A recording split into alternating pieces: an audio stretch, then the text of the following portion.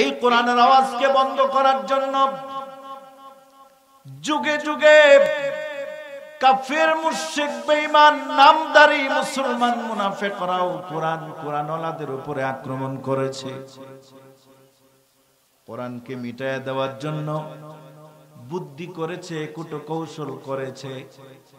আমার আল্লাহ রাব্বুল আলামিন ওই কুচক্রী মহলদেরকে উদ্দেশ্য করে বলেছেন, ইউরিদুনা লিইউতফিউ নূরাল্লাহি বিআফওয়াহিহিম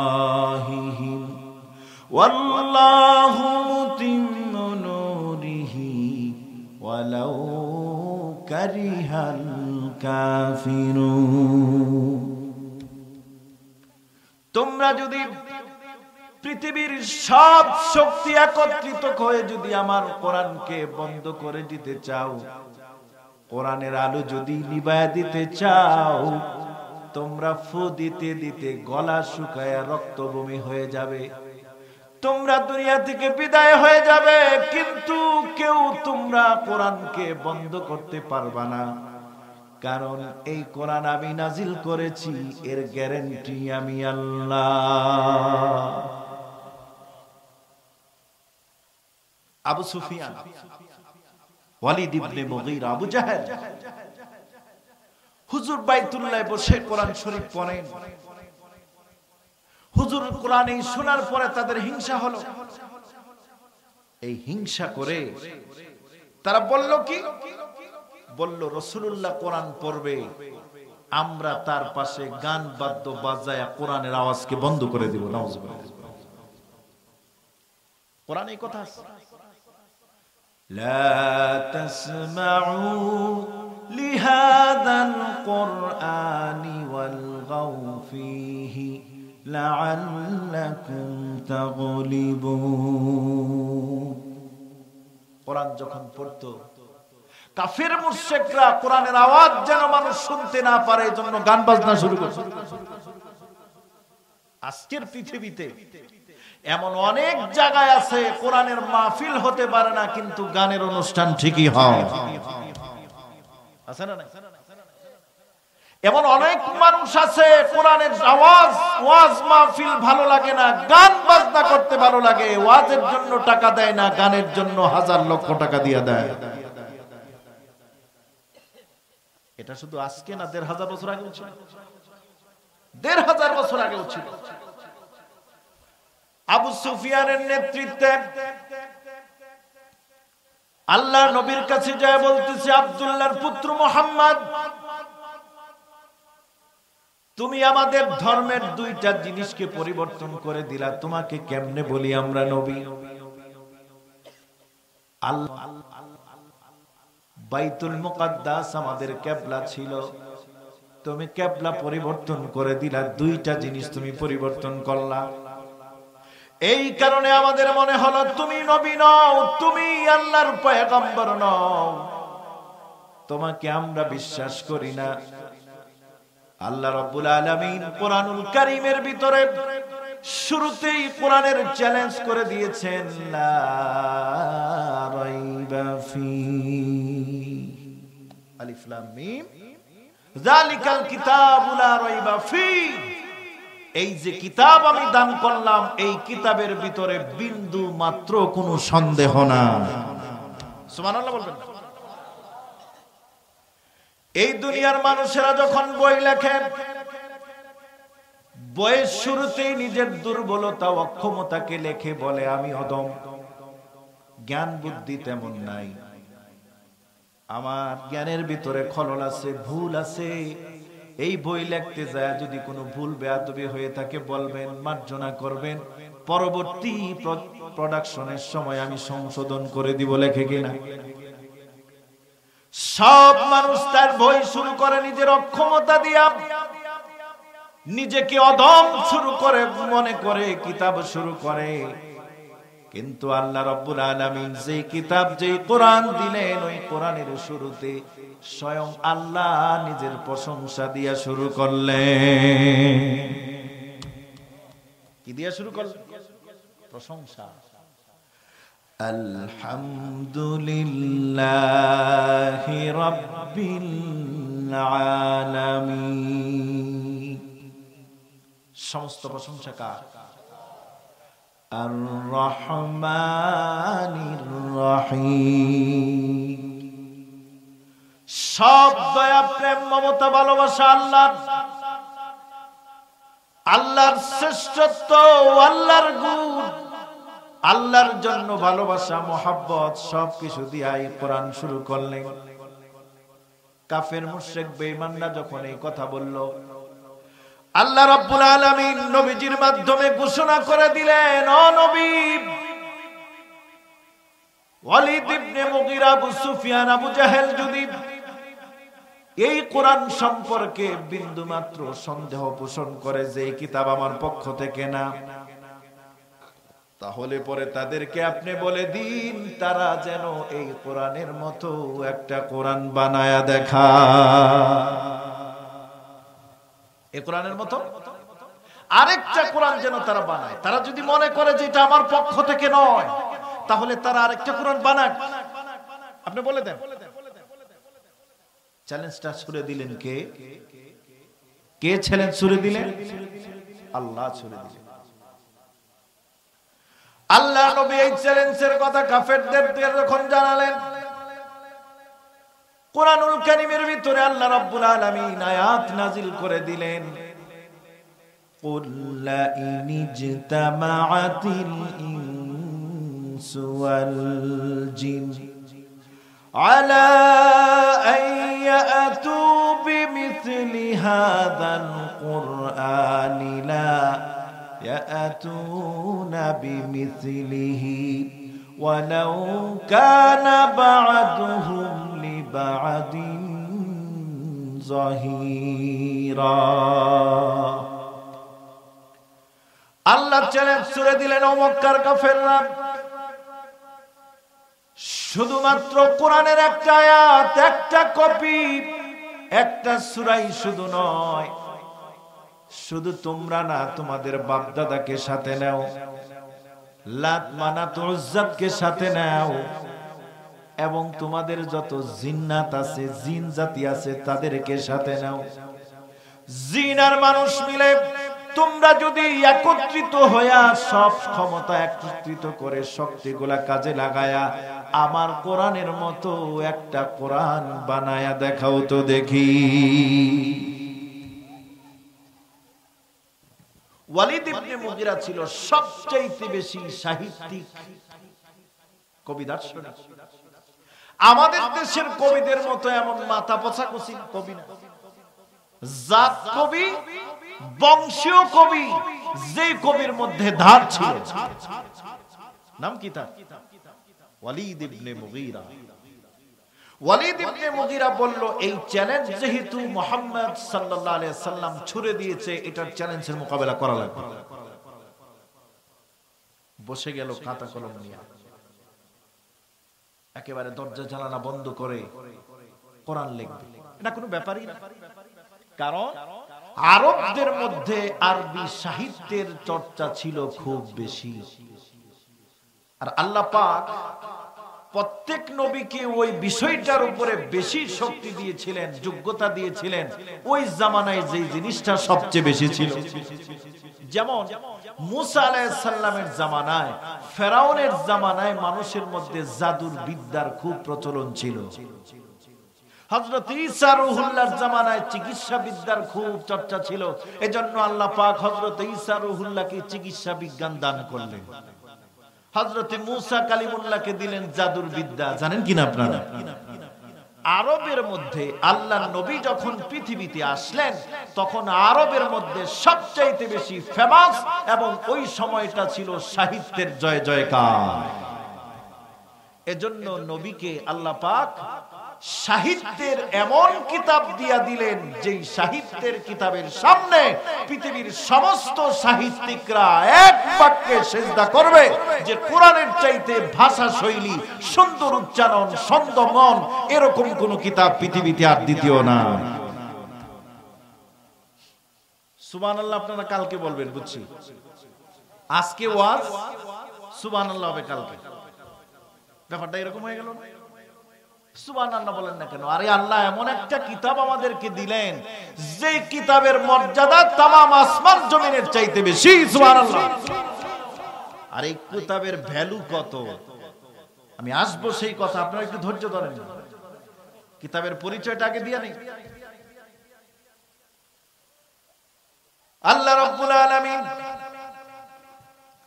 চ্যালেঞ্জ ছুড়ে দিলেন কাফেরদেরকে, কাফের মুশরিক বেঈমানদেরকে আল্লাহ রাব্বুল আলামিন চ্যালেঞ্জ ছুড়ে দিলেন, তোমরা আমার কোরআনের মতো একটা কোরআন বানাও। এজন্য যদি তুমি জিনেদের সাহায্য লাগে লাগাও, বাপ দাদাদের সাহায্য যদি লাগে লাগাও, লাত মানাত উজ্জা 360টা মূর্তি তোমাদের কাবার ঘরের ভিতরে আছে, তাদের শক্তি যদি লাগে লাগাও, তারপরেও আমার কোরআনের মতো একটা কোরআন বানায়া দেখা।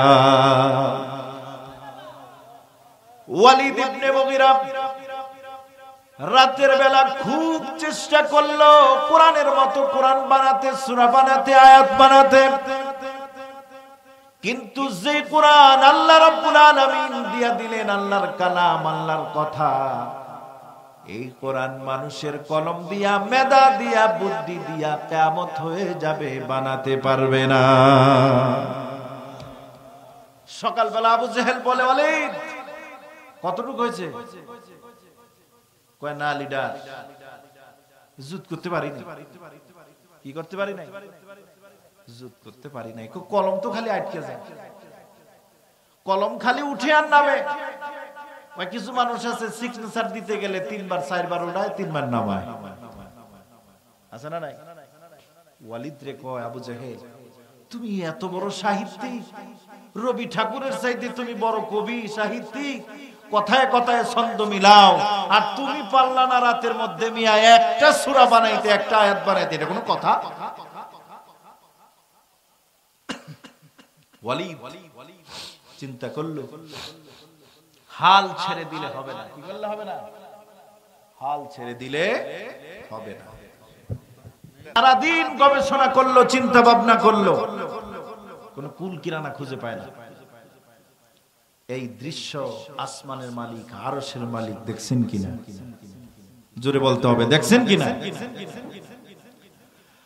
আল্লাহর কাছে এই দৃশ্য যখন চলে গেল, আল্লাহর নবীর কাছে আল্লাহ রাব্বুল আলামিন আরেকটা আয়াত নাজিল করে দিলেন, পুরা কোরআন শরীফ বানানো লাগবে না। এই কোরআনের ভিতরে 114টা সূরা আছে। কয়টা সূরা আছে কোরআনের মধ্যে? কয়টা সূরা? 114টা, 6666 আয়াত। যদিও এটা নিয়ে মতভেদ আছে। তাওরাতের ভিতরে, তাওরাত ছিল 7 খণ্ডে, এক এক খণ্ডের মধ্যে আপনার পুরা 7 খণ্ডের মধ্যে সূরার সংখ্যা ছিল 1000। তাওরাত দিছিল কোন নবীরে? তাওরাত কোন নবীকে দিছিল? হযরতে মূসা আলাইহিস সালামকে। এই তাওরাতের ভিতরে ছিল 1000 সূরা, আর প্রত্যেকটা সূরার মাঝে আয়াত ছিল 1000। তাহলে 1000 রে 1000 দিয়া গুণ দিলে হয় কত? 10 লাখ। আয়াতের সংখ্যা কত? 10 লাখ। হযরত মূসা আলাইহিস সালামকে আল্লাহ পাক 1000 সূরার কিতাব দিলেন, আমাদের নবীকে দিলেন 114 খানা সূরার কিতাব।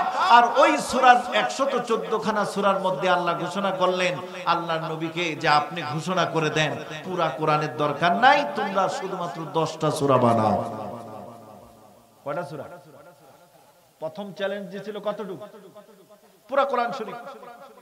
আপনারা একটু মনোযোগ দিয়ে শুনবেন, না হলে তো মজা পাবেন না। 2 নম্বরে চ্যালেঞ্জ করলো আল্লাহ রাব্বুল আলামিন, আম ইয়াকুলুনা ফাতারাহু কুল ফাআতু বিআশরি সুওয়ারিন মিছলিহি মুফতারায়াতিন ওয়াদউ মান ইসতাতা'তুম মিন দুনিল্লাহি কুনতুম সাদিকিন। আল্লাহ পাক চ্যালেঞ্জ ছুড়ে দিলেন, ও কাফেররা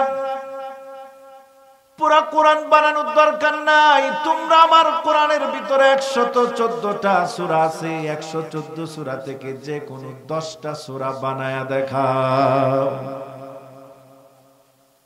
চ্যালেঞ্জ আগের থেকে সহজ না কঠিন? সহজ। ওয়ালিদ ইবনে মুগীরা খুব খুশি, খুশিতে একবারে বাকবাক। ওয়ালিদ ইবনে মুগীরা সারা রাত কোরআন লেখার জন্য খাতার কলম নিয়ে পেন্সিল নিয়ে রেডি।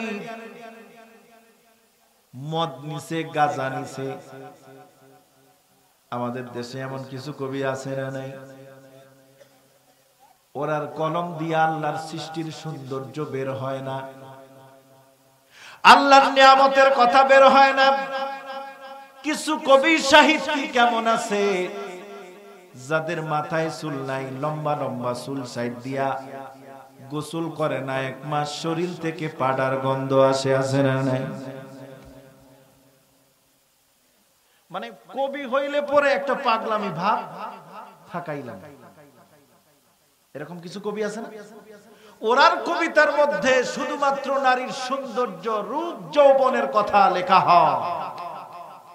আমার আল্লাহ এত সুন্দর আকাশ দিল, এত চাঁদ দিল, তারকা দিয়ে আকাশটাকে সুন্দর করে সাজালো, সুন্দর পাখি দিয়া মহাশূন্যকে আল্লাহ পাক সাজালো, সবুজ শ্যামল বৃক্ষ দিয়া আল্লাহ পাক পৃথিবীটাকে কেমন ঘুরে রাখলো, ছায়া দিল। ওই সমস্ত আল্লাহর নিয়ামত, সৌন্দর্যের কথা ওই সমস্ত পাগল ছাগল কবির কলম দিয়া বের হয় না, ঠিক কিনা জোরে কথা? কারণ কি? ওরা যখন কবিতা লেখে, ওরা যখন গল্প লেখে, ছন্দ লেখে, গল্প লেখে, তখন ওই আবা বাবা লাল পানি খায়, তো এই জন্য ভালো কিছু চোখে দেখে না, ঠিক না বেঠিক? ওয়ালিদ ইবনে মুগীরা, আমি এই কথাটা কেন বললাম? ওয়ালিদ ইবনে মুগীরা ছিল তখনকার জামানায় সবচাইতে নাম্বার 1 একজন কবি সাহিত্যিক।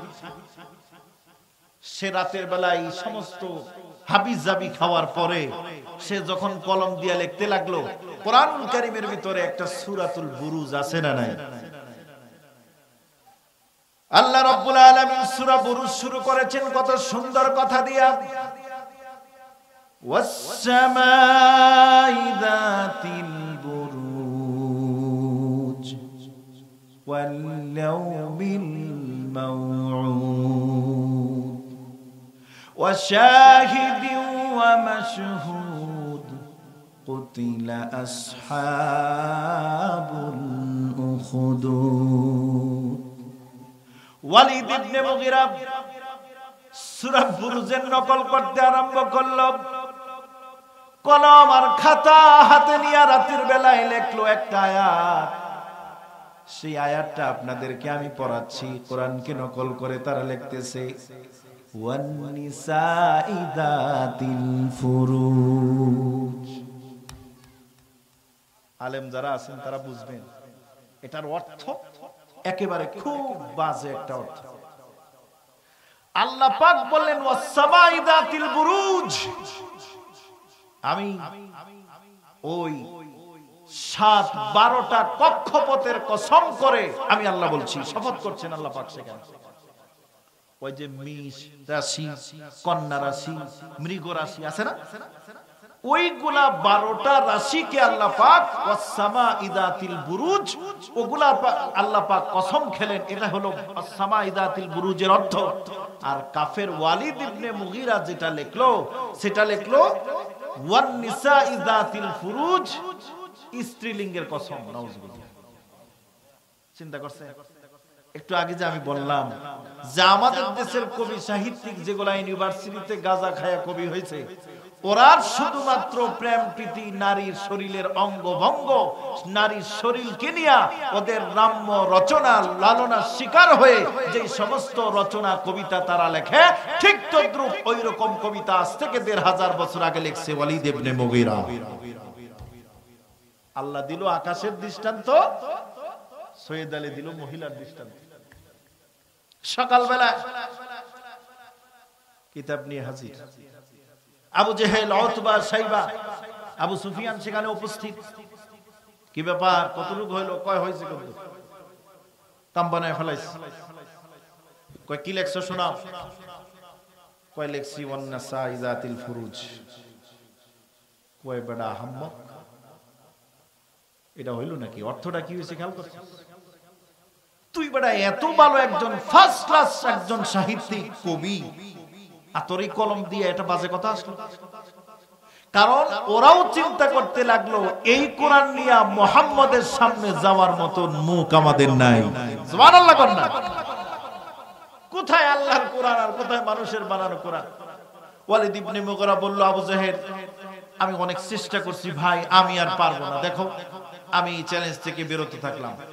আবু জাহেল বলল, দেখ দলে দলে ঝাঁকে ঝাঁকে লোকজন যেভাবে মুসলমান হচ্ছে, আমরা যদি খালি পরিবর্তে আরেকটা কোরআন বানাইতে পারি, এক দিলে দুই ফাঁকি। একটা তো হলো মুহাম্মদের সাথে চ্যালেঞ্জের মোকাবেলা করে জিতে গেলাম, আরেকটা হলো যে আমাদের কোরআন মানুষ শুনবে, ওরটা শুনবে না। নাউজুবিল্লাহ। ওয়ালিদ ইবনে মুগীরা খুব খুশি হলো। আবু জাহেল আসলে তো তোমার মাথায় বুদ্ধি আছে। ওয়ালিদ ইবনে মুগীরা বলল, আমার কাছে একটা পলিসি আছে। কি পলিসি? যে এমন একজন সাহিত্যিক আছে যে আমার চাইতে বড় কবি, আমার গুরু, নাম তার লাবিদ। কি নাম? লাবিদ। আমি যে কথাগুলো বলতেছি তাফসীরে জাল্লাইনের প্রথম খণ্ডের একেবারে প্রথম পর্যায়ের কথা। তাহলে কি করতে হবে? কয় তাকে খবর দিয়ে হায়ার করে আনি, ও দেখবা সুন্দর 10টা সূরা বানায় ফেলাইবে। লাবিদের কাছে গেছে। লাবিদের কাছে যায় সব ঘটনা খোলার পরে বলতেছি এটা কোনো ব্যাপারই না।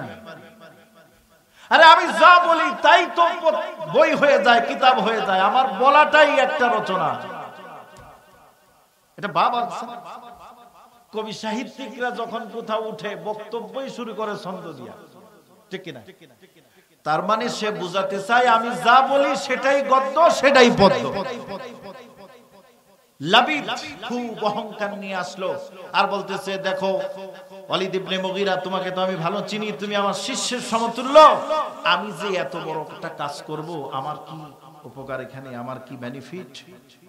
বলতেছে, আরে আবু জেহেল তোমাকে সোনা দানা দিয়া একেবারে এমন খুশি করে দিবে, তুমি সেগুলা ঘুরা করে নিয়ে আসতে পারবা, সাথে নিয়ে আসতে পারবা না একা একা। লাবিদ আসার পরে আবু জেহেল, উতবা, শাইবা, আবু সুফিয়ান সবাই নিয়ে বসছে। তারকে সিমটমটা বুঝাইলো যে এরকম এরকম ঘটনা। প্রথমে একটা আমাদেরকে চ্যালেঞ্জ দিয়েছিল পুরা কোরআন, ওটা আমরা পারি না, আমরা ফেল করেছি। এখন দ্বিতীয় যে চান্সটা আছে সেটা হলো 10টা সূরা বানাইলেই আমরা খেলায় জিতবো। আমরা কি করব? খেলায় জিতবো। আল্লাহর সাথে পাল্লা দিয়া নমরুদ পারে নাই, ফেরাউন পারে নাই, কেউ পারে নাই পৃথিবীতে। আমার আল্লাহই জয়লাভ করেছে, ঠিক কিনা? জোরে কও। হাতি ঘোড়া গেল তল, ছাগলে কয় কত জল। ছাগলে কি কয়? কত জল। ওয়ালিদ ইবনে মুগীরা সবকিছু বোঝানোর পরে বলল, তুমি একটা আলাদা রুম, স্পেশাল রুম টুম রাখো, নর্তকী টর্তকী রাখো, ওই কিছু নায়িকা টাইকা মডেল টডেল রাখো, রাতের বেলা মুস করবো আর লিখবো। নাউজুবিল্লাহ। বাস রাতের বেলা কলা কলম নিয়ে, একেবারে খাতা কলম নিয়ে বসার জন্য, লেখার জন্য রেডি হয়ে গেল। ওয়ালিদ ইবনে মুগীরা বলতেছে,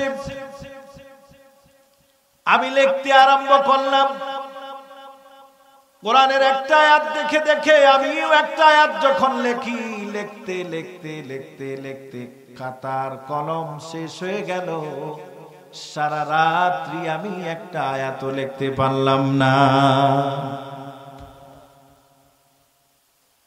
সকালবেলায় কাফেররা আসছে, আমি লিখবো, গত রাত্রে শুধু প্র্যাকটিস করেছি। কি করছি? রিহার্সাল করছি, আজকে হবে ফাইনাল। ধান্দার কোনো শেষ আছে? ও চিন্তা করলো প্রথম রাতটা তো গেল এরকম মুইসা লেখা, দেখে আজকে রাত্রে একটা কায়দা বায়দা করতে পারি কিনা। দ্বিতীয় রাত্রেতে মাথার মধ্যে লাবিদ বলল, আমার মাথার ভিতরে কোরআন শরীফের একটা ছোট্ট সূরা আমার মাথার ভিতরে আসলো। যে সূরাটার নাম হলো সূরাতুল ফিল। আছে না কোরআন শরীফ? আলাম তারা কাইফা ফাআলা রাব্বুকা বিআসহাবিল ফিল আলাম ইয়াজআল কাইদাহুম ফি তাদলিল ওয়া আরসালা আলাইহিম তায়রান আবাবিল। আপনারা পড়েন না? লাবিদ এই সূরাকে নকল করে লিখল আল ফিল মাল ফিল ওয়া মা আদরাকা মাল ফিল যামবুহু কালিলুন ওয়া খুতুহু তাবিলুন। এরকম কোরআন আপনারা শুনছেন কিনা? আল ফিল মাল ফিল ওয়া মা আদরাকা মাল ফিল যামবুহু কালিলুন ওয়া খুতুহু তাবিলুন। ছোট্ট একটা কাগজের ভিতরে সুন্দর করে লেখে সকাল বেলায় হাসি খুশি মন নিয়ে আবু জেহেলের দরবারে হাজির হয়ে গেছে। আবু জেহেল দেখে বলল, ওয়ালাবিদ তুমি আজকে রাত্রে বলো খুব ভালো লিখেছো, তোমাকে খুব হাসি খুশি দেখাচ্ছে, কি লিখলা আমার সামনে একটু পড়ো। এমত অবস্থায় ওয়ালিদ ইবনে মুগিরা সেই জায়গায় যায় উপস্থিত হওয়ার পরে লাবিদ যখন পড়ল এই কোরআনের বানানো আয়াত, আবু জেহেল বলল, মিয়া ফালতু কোন কাদ, আল ফিল মাল ফিল ওয়া মা আদরাকা মাল ফিল যামবুহু কালিলুন ওয়া খুতুহু তাবিলুন। এই যে তুমি কুরাইশ, এই যে ফিলের পরিবর্তে একটা সূরা তুমি লেখলা, এই সূরার অর্থটা তুমি জানো নাকি? এর অর্থটা বলিবা।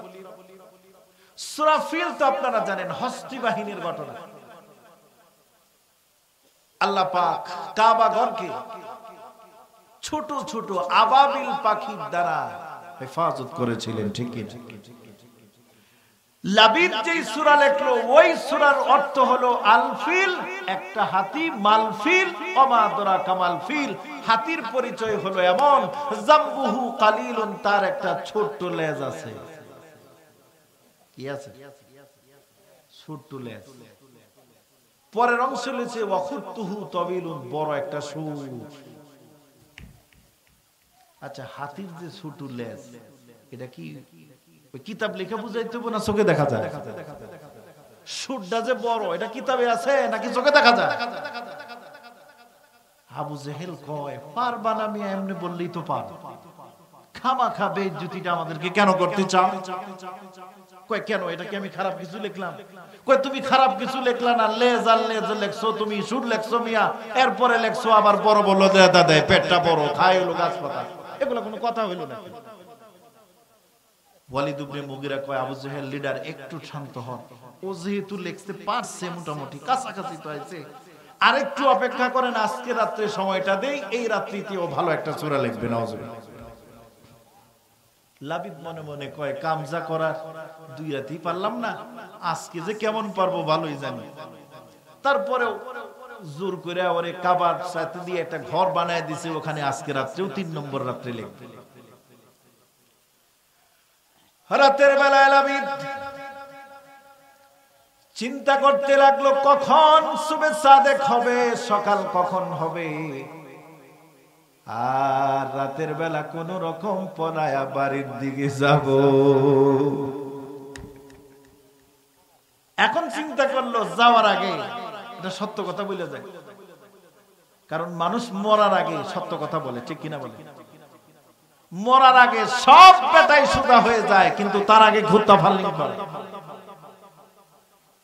লাবিদ একটা কাগজের ভিতরে লিখলো, ও মক্কার কাফের মুশরিক বেঈমানরা, তোমরা মানো আর না মানো, বুঝো আর না বুঝো, স্বীকার করো আর না করো, লাইসা হাযা কালামুল বাশার। সুবহানাল্লাহ।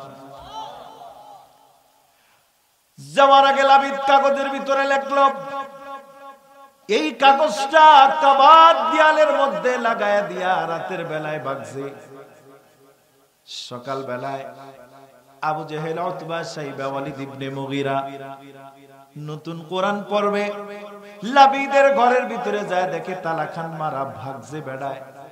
কিন্তু কাবার দেয়ালে এমন একটা কাগজ ঝুলানো আছে, যেই কাগজ শত শত মানুষ দাঁড়ায় দাঁড়ায় পড়তেছে। লাবিদ সেই কাগজের ভিতরে লেখলো, এটা এমন একটা কোরআন, এমন একটা কিতাব, যিনি এই কিতাব নাজিল করেছেন, যিনি সৃষ্টি করেছেন, তিনি আর কেউ নন। এই কোরআনের অনুরূপ কোরআন পৃথিবীর কারো দ্বারা বানানো সম্ভব না, নকল করা সম্ভব না। আমি এই আরবের ইয়ামানের সবচাইতে বড় সাহিত্যিক কবি ঘোষণা করে গেলাম, এই কালাম কোন মানুষের বানানো না, মুহাম্মদের বানানো না, এই কোরআন হলো আল্লাহ পাকের বানানো। কাফের মুশরিক বেঈমানরা তারপরেও কোরআনের বিরোধিতা করতে লাগলো। আল্লাহ নবী 40 বছর পর্যন্ত as-সাদিকুল আমিন, ছোট বড়, হিন্দু বৌদ্ধ খ্রিস্টান ইহুদি নাসারা সবার কাছে ছিল প্রিয়, ঠিক কিনা জোরে কোন?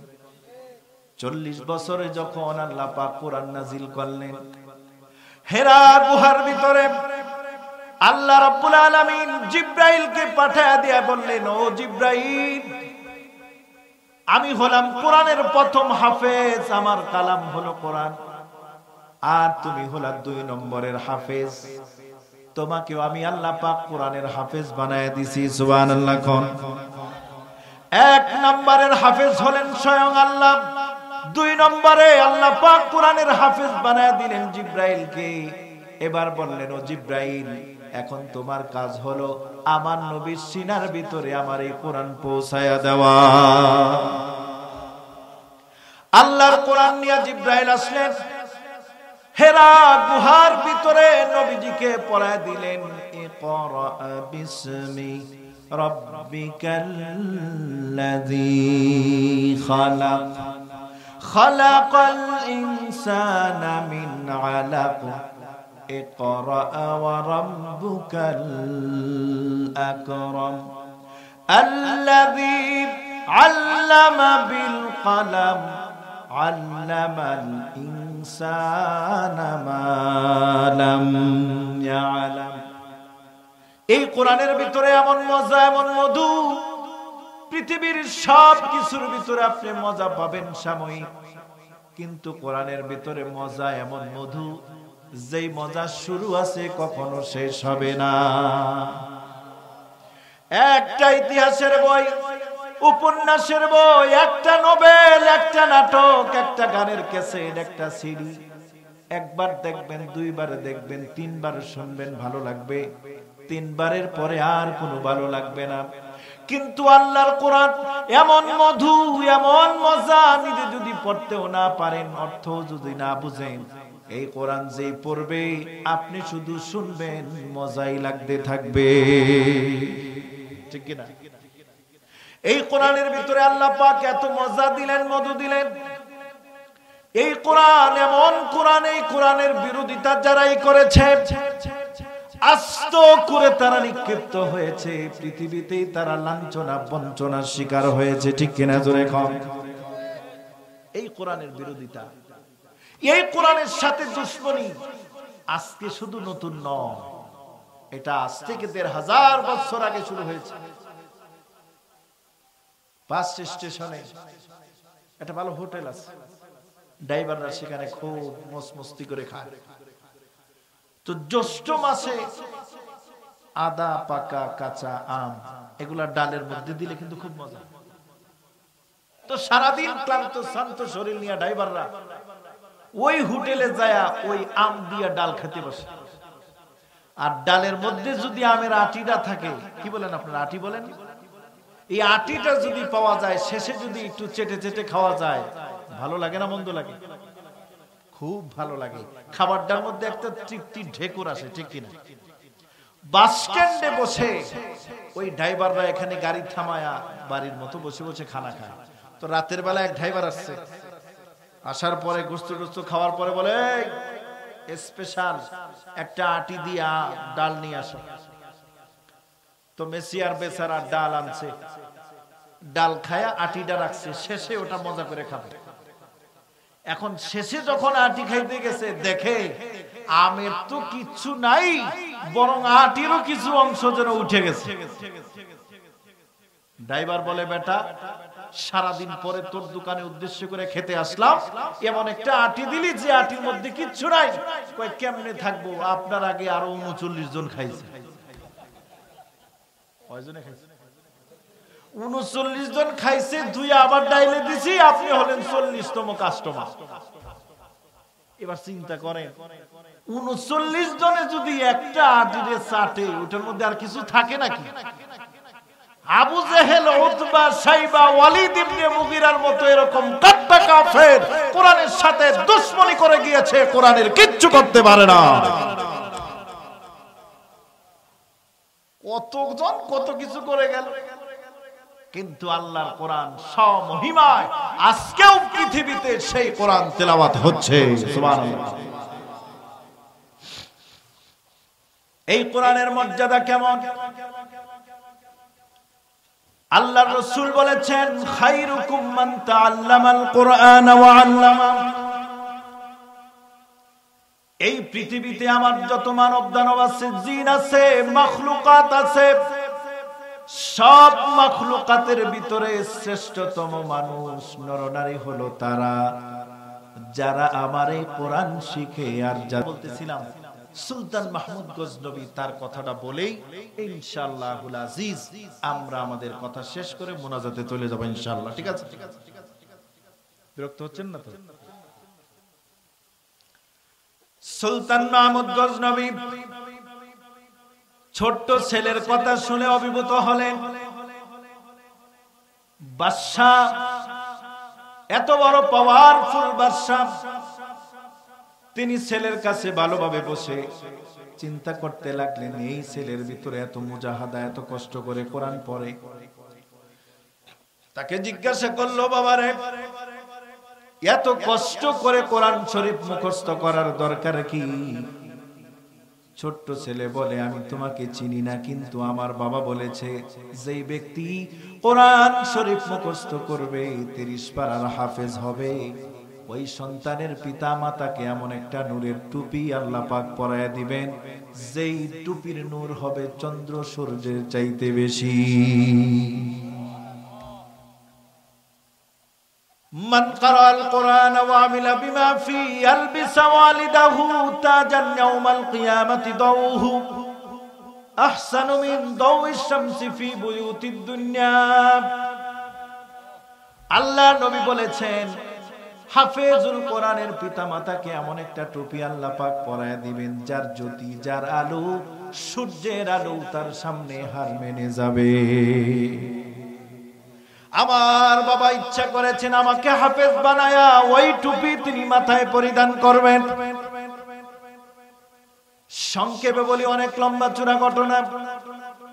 বাদশা বলল, ও বাবা তুমি আমার সাথে চলো, আমি তোমার জন্য হারিকেনের ব্যবস্থা করে দিব, গরম কাপড়ের ব্যবস্থা করব, তোমার জন্য জুতা মোজার ব্যবস্থা করব, অর্থ সম্পদ দিয়া তোমার বাবারে ধনী বানায়া দিব। ছোট্ট সন্তান বলতেছে, আমার এখন পড়া মুখস্থ করার কোনো কাজ করা যাবে না, শেষ রাত্রে যদি আমি পড়া মুখস্থ করতে না পারি, শোনাতে না পারি, আমার উস্তাদের সামনে কঠিন শাস্তির সম্মুখীন আমার হওয়া লাগবে। খুব জোরাজুরি করে বাচ্চা গেল। পরের দিন বাদশা মানুষ ব্যস্ত থাকে, একজন প্রহরীকে পাঠিয়ে দিয়ে বলল, অমুক জায়গায় যাও, যদি আজকে কোনো এরকম ছেলেকে দেখো ওই ছেলেকে নিয়ে আসবে। আর হ্যাঁ, এই ছেলে কিন্তু যেন ছেলে নয়, কিন্তু আসতে যাবে না, যদি না আসতে চায় জোর করে নিয়ে আসবে। সুবহানাল্লাহ। অনেক মানুষ কোরআন শিক্ষাটাকে একটা ভিক্ষার অজুহাত বানাইছে। গাড়িতে, ট্রেনে, লঞ্চে, বাসে দেখবেন রিসিট একটা নিয়ে উঠে কই অমুকখানে একটা অমুক এতিমখানা আছে, আল্লাহর রাস্তায় কিছু দান করেন। ইসলাম কখনো ভিক্ষার ঝুলি হাতে দেয় না। এই মাদ্রাসাগুলোতে কখনো ভিক্ষা করা শিক্ষা দেয় না। যারা করে ওরা হলো একদম প্রফেশনালি বাটপার, আর হলো কোরআন বিক্রি করে খায়। আপনারা কখনো দিবেন না। যদি একান্তই দিতে মন চায় সেখানের কন্টাক্ট নাম্বার ঠিকানা এনে সরজমিনি দেখে তারপরে দান করবেন, কিন্তু 99% এরা হলো প্রতারক। পরের দিন আসছে প্রহরী তো প্রহরী, দেখেন না আমাদের দেশের অবস্থাটা কি। নেতায় যদি বলে কঞ্চি কাইটে আন, ওর যায় বাস কেটে নিয়ে আসে। প্রশাসন বলে যায় তোমরা একটু ফাঁকা গুলি করবা, কিছু পুলিশ আছে ডাইরেক্ট গুলি করে দেয়, কারণ এত সময় নাই, এত সময় নাই। কারণ হলো রাষ্ট্রীয় কাজ আমাকে হুকুম দিয়েছে, যেন তেন ভাবে করলেই হলো, কোনো জবাব দিই নাই। প্রহরী যায় কয় ছেলে ওঠ, বাদশা তোরে যাইতে গেছে। আরে রাখেন আপনার বাদশা, আমি পড়তেছি দেখেন না। কয় না তোরে যাইতে। কথার ভাষাটা দেখছেন কেমন। আমার দেশেও কিছু প্রশাসনের লোক এমন আছে, ওদের কথার ব্যবহার দেখলে জাহান্নামের মালিক ফেরেশতার কথা মনে হয়ে যায়। আছে না? ছেলে যাবেই না, জোর করে নিয়ে গেছে বাদশার সামনে নিচে। ছেলে কাঁদতেছে, বাবা তুমি কাঁদো কেন? কই দেখেন এই লোক, আমি কোরআন পড়তেছিলাম, আমার সবক এখনো মুখস্থ হওয়ার বাকি, এই যে লোক আমাকে জোর করে ধরে নিয়ে আসছে, আমি কেমনে রাত্রে বেলা সবক শোনাবো? বাদশা তাকে আদর করলেন, আলিঙ্গন করলেন, চুমু খেলেন, আর বললেন বাবা রে, আনছে তো আনছে, আমার হুকুমে আনছে, তো তোমাকে আমি আনছি এজন্য যে তোমার প্রত্যেক মাসে কেরোসিনের টাকা কত লাগবে, তোমার মাসে কয়টা জামা লাগবে, লুঙ্গি লাগবে, এবং এই টাকাটা নিয়ে যাও তুমি তোমার বাবাকে দিবা, তোমার বাবা যেন মোটামুটি সচ্ছল জীবন যাপন করতে পারে। ছেলে নিবে না। এবার বলতেছে তুমি কি আমাকে চিনো? আমি হলাম এই কাবুলের বাদশা সুলতান মাহমুদ। আবার কথায় মানুষ উঠু বস করে, সুতরাং তুমি যদি না নাও তাহলে তোমার বাবাকে আমি জেলখানায় গ্রেফতার করব। বাচ্চা মানুষ নিয়ে গেছে, এবং বাদশা যাওয়ার সময় বলে দিছে এগুলা যখন শেষ হবে তখন তুমি আবার আসবা, আমি আবার তোমাকে আবার 6 মাসের জন্য দিয়ে দিব। সুবহানাল্লাহ। সুলতান মাহমুদ ছেলেকে দান করার পরে তাহাজ্জুদের সময় যায় নামাজ বিছায়া 8 রাকাত তাহাজ্জুদের নামাজ পড়ে মুনাজাতের ভিতরে কান্দে আর বলে আল্লাহ গো, দীর্ঘদিন ধরে তোমার কাছে দোয়া করি, আকাঙ্ক্ষা করি, তামান্না করি, আল্লাহ নবীকে তুমি যদি আমাকে একটু স্বপ্নে দেখায় দিতা, আর এই দুনিয়াতে সবচাইতে উত্তম কাজ কোনটা, আমল কোনটা, আমাকে যদি একটু জানায় দিতা। আয় আল্লাহ, আজকে আমি একজন কোরআন পড়নেওয়ালা তালিবুল ইলম, যার মর্যাদা জমিনের সবচাইতে বেশি, তার খেদমত করে, আদর করে, আলিঙ্গন করে, মোহাব্বত করে তোমার দরবারে হাত বাড়াইছি। এই ছাত্রকে ওসিলা করে, কোরআনওয়ালাকে ওসিলা করে আমার দোয়াকে তুমি কবুল আর মঞ্জুর করে না। মোনাজাত করতে করতে সুলতান মাহমুদ জায়নামাজের ভিতরে ঘুমায় গেছে। জায়নামাজের ভিতরে ঘুমায় যাওয়ার পর সাদা পাগড়ি পরিধান করে সুন্দর চেহারাওয়ালা একজন মানুষ আইসা বলে, সুলতান মাহমুদ রে ওঠো ওঠো, ফজরের সময় হয়ে যাচ্ছে, ওঠো। সুলতান মাহমুদ বলেন, আমি যখন স্বপ্নের ভিতরে আমার ঘুম ভেঙে গেল, এমন সুন্দর চেহারার একজন মানুষকে আমি দেখতে পেলাম। এমন সুন্দর মানুষ পৃথিবীতে হতে পারে আমার কল্পনার বাইরে। আমি তার চেহারার দিকে তাকায় থাকলাম আর বলতে লাগলাম, আপনি কে গো? আপনাকে তো আমি কোনোদিন দেখি নাই, চিনি নাই, আপনার পরিচয়টা কি? আল্লাহর নবী হেসে দিয়া বলল, সুলতান মাহমুদ গজনবী, দীর্ঘদিন তুমি যাকে দেখার জন্য আল্লাহর কাছে দোয়া করো, আমি হলাম মদিনার সেই বিশ্ব নবী মুহাম্মদুর রাসূলুল্লাহ।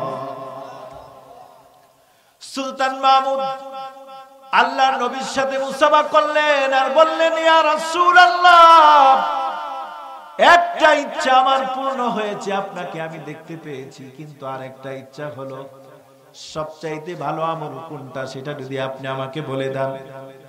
আল্লাহ নবী মৃদু হেসে বলল, সুলতান মাহমুদ রে, আজকের রাত্রিতেই তুমি সেই ভালো কাজটা করেছো, এজন্যই আল্লাহ তোমার কাছে আমারে পাঠায় দিছে। আমি মদিনায় থাকতে পারি নাই, তুমি একজন কোরআনওয়ালার পিছনে যে দান করলা, ওই দান আল্লাহর কাছে এত দামি হয়ে গেছে। আল্লাহ বলল, নবী গো, মদিনায় আর থাকবেন না, সুলতান মাহমুদের কাছে চলে যান। আপনারা যে দান করলেন লক্ষ লক্ষ হাজার হাজার টাকা, এই টাকা দান করার পরে কারি তৈয়ব সাহেব রহমাতুল্লাহি আলাইহি ঘটনা লিখেছেন, কেউ যদি তালেবুল ইলম মাদ্রাসায় দান করার পরে এই নিয়ত করে, আল্লাহ গো, আজকে এই যে আমি দান করলাম, এই দান করার পরে আমি সব গুনাহ ছেড়ে দিয়া তোমার কাছে শুধু চাই বিশ্ব নবীর চেহারাটা দেখায়ও। কারি তৈয়ব সাহেব রহমাতুল্লাহি আলাইহি বলেন, এমন নিয়ত করে কেউ যদি সব গুনাহ ছেড়ে দিয়ে আমার কাছে তওবা করে, আল্লাহর কাছে যদি দোয়া করে, আল্লাহ রাব্বুল আলামিন তাকে বিশ্ব নবীকে স্বপ্নে দেখায়া দিবেন।